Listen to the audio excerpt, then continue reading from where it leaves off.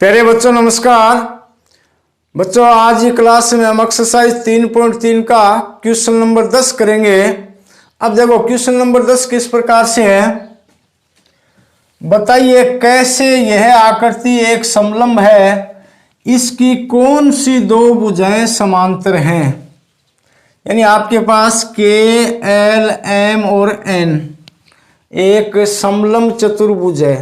तो प्यारे बच्चों समलंब चतुर्भुज की क्या विशेषता होती है, जिसमें कोई भी यानी कि वह चतुर्भुज जिसमें एक युग्म भुजाओं का एक युग्म क्या हो, समांतर हो। यानी एक जोड़ा क्या हो, समांतर हो, बराबर नहीं होता है, समांतर होता है। समझ में आ गया ना।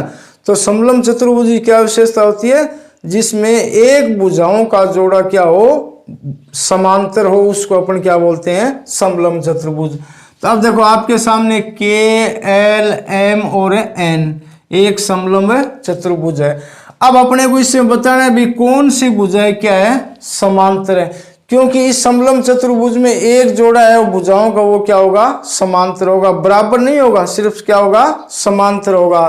तो देखो अब इसमें कौन सा जोड़ा है वो जो भुजाओं का समांतर है।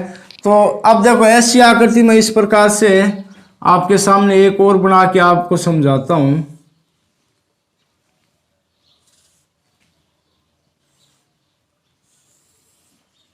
आपके पास यही आकृति है। अब देखो आप इन दो भुजाओं को इस प्रकार से आगे बढ़ाएंगे, इसको आगे बढ़ा दिया, इसी प्रकार इसको आगे बढ़ा दिया। अब ये जो एक तिरछी भुजा इसको भी अपन इस प्रकार से आगे बढ़ाएंगे। कहने का मतलब जब दो सरल रेखाओं को, अब ये दो सरल रेखाएं होगी, इन दो सरल रेखाओं को इस प्रकार से एक तिर्यक रेखा यानी आड़ी रेखा अगर दो बिंदुओं पर काटती है तो इस सरल रेखा के जो एक और के जो अंतः कोण है ये क्या हो गए, अंतः कोण। इसी प्रकार ये दोनों ये भी क्या हो गए, अंतः कोण। यानी दो सरल रेखाओं को जब एक तिर्यक रेखा काटे तो उसके एक और के अंतः कोणों का योग अगर 180 डिग्री के बराबर है तो वे दोनों सरल रेखाएं क्या होंगी, आपस में समांतर होंगी।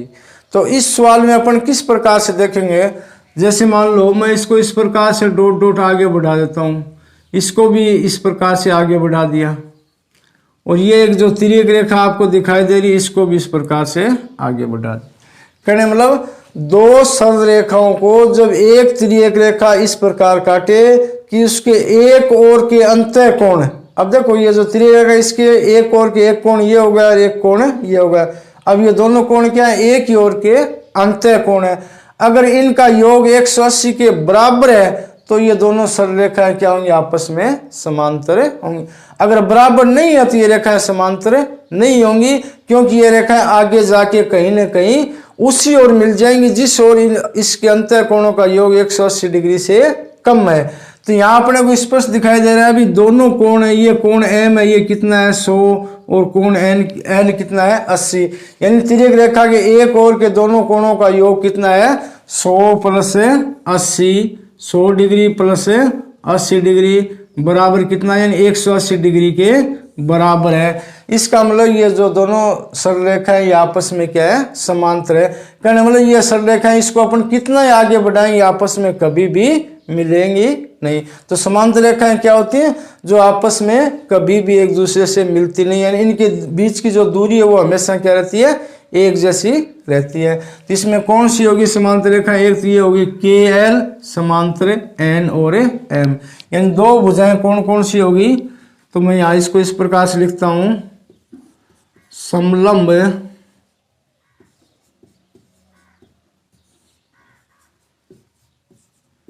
समलंब चतुर्भुज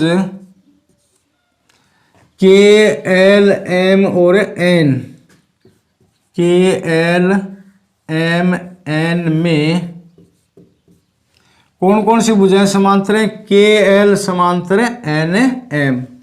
यानी के एल समांतर एन और एम, ये जो निशान है ना, ये निशान किसका है, समांतर का। यानी ये दोनों भुजाएं आपस में क्या है, समांतर है। अब ये समांतर क्यों है, अब देखो इसका अपन कारण लिख देंगे कि जब दो सरल रेखाओं को एक तिर्यक रेखा इस प्रकार काटे कि उसके एक ओर के अंतः कोणों का योग अगर 180 डिग्री के बराबर है तो वे दोनों सरल रेखाएं क्या होंगी, समांतर होंगी। अब इसका अपन कारण लिखेंगे, जब दो सरल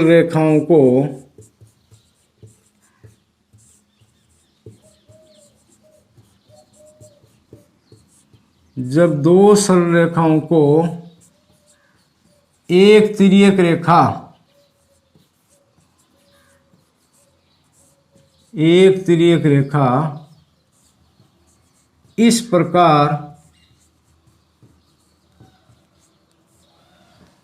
इस प्रकार काटे कि तिर्यक रेखा के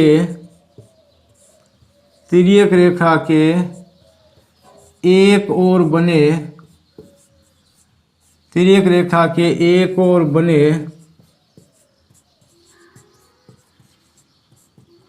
अंतः कोणों का मान 180 डिग्री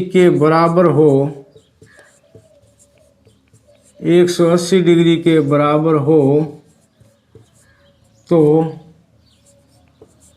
वे रेखाएं